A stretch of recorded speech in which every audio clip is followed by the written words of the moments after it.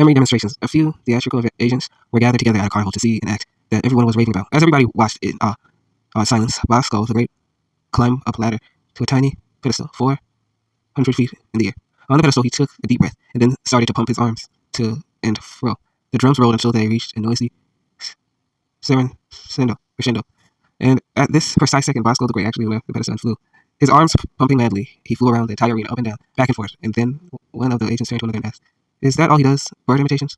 I suppose that some of you are wondering why I'm teaching, or have taught all the memory feats in this book. You think that since I am a performer, and my performance does consist of memory stunts, I am creating competition for myself. Well, perhaps I am, but it doesn't bother me too much. I know that if any of you do want to perform in front of an audience, you will have an ingenuity to put together your own stunt and plan, your own routine, and most important, you will realize that you have to sell yourself, not your memory feats. Most of the people in show business are aware of the fact that it's not what you do that makes you good entertainer, but the way you do it.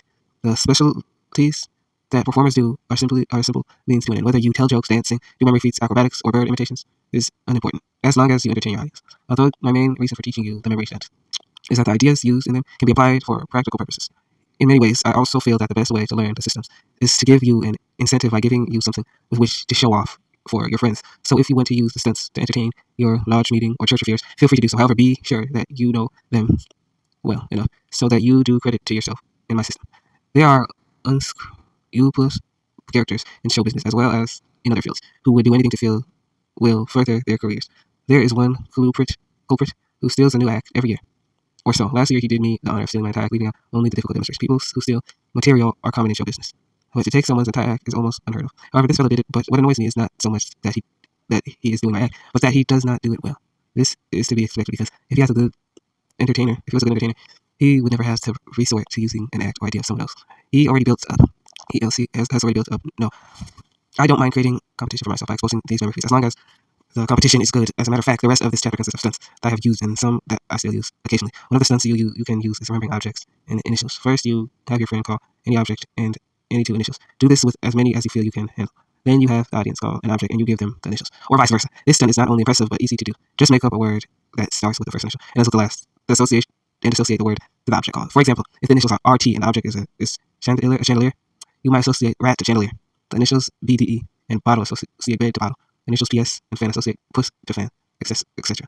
Here is another example of how the system can be twisted and manipulated. You can do the missing cards with numbers if you want to have someone number a sheet of paper from 1 to 52 or up to any number you like. Have them call numbers haphazardly and cross out numbers as they call them. They can stop calling them anytime they like, and you can tell them which numbers are not crossed out. Do exactly as you do for missing cards. Just mutilate the peg words, which represent the numbers called. Go over the words mentally from tie to a peg word of the last number listed on paper.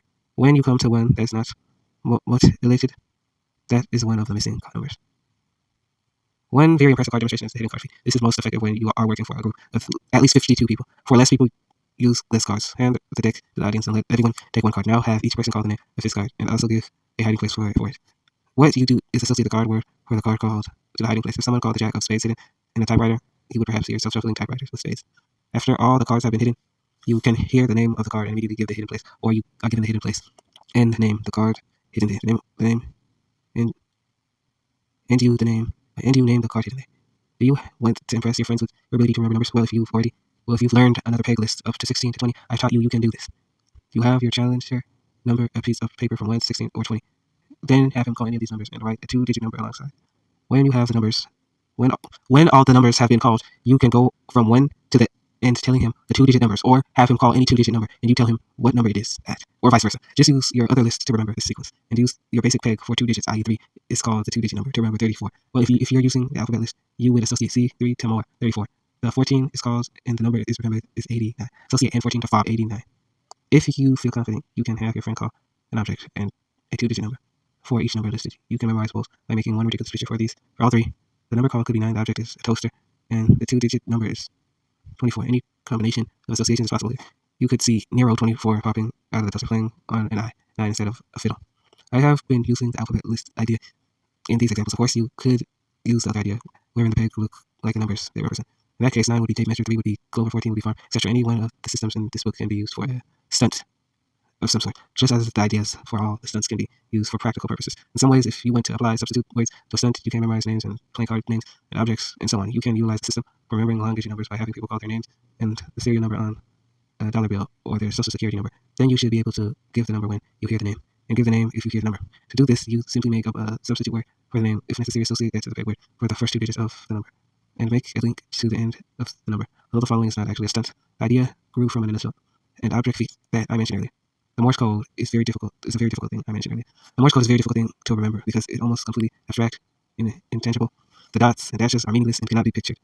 I don't suppose that too many of you will ever find it necessary to remember Morse code. However, I do want to see that there is no limit to which you can do with conscious association and knowledge that anything meaningless is easy to remember. If it's made meaningless, your only limitation is your own imagination. Since dots and dashes have no meaning, I decide to give them meaning by making the letter R stand for a dot and letter T and B represent the dash. With this in mind, you can make up a word or phrase for each letter, which can be pictured, and that will tell you the code signal for the letter.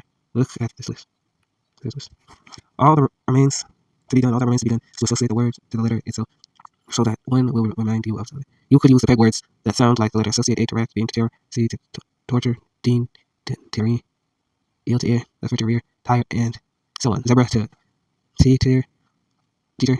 Or you could use that adjective idea by associating an adjective that begins with a proper letter to the word. Awful rat, big tear, crazy torture, dreamy tear, or excellent air, flat rear, tire, and so on. To zigzag tear, or if you know the position of that letter, then you could just use your regular peg words by associating them to a single word. But the way you associate them is up to you. The idea is that now the dots and dashes are no longer unintelligible and shouldn't take you more than half an hour to memorize. The Morse code with this system, of course, this doesn't mean that you will be a telegrapher. Speed in sending code comes only with lots of practice and experience, but that system does make it easier at the beginning when you have to memorize the signals. So, you see, the system can be twisted and manipulated to help you with most any memory problem. I tried to teach you many stunts in this chapter, and throughout the book, and I'm sure you'll be able to think of many more. And then there was the theatrical agent who was watching the act with a friend. The act was on a high wire, hundreds of feet above the ground, and there was no net to catch him if he fell. He balanced on a golf ball on the wire and balanced a chair upside down on a golf ball. He then proceeded to stand on his head on one of the upturned chair legs. In this precarious position, he began to play the violin with his feet. The theatrical agent turned to his associate and sneered, "Ah, a Jacha effin' Fitz, he'll never be."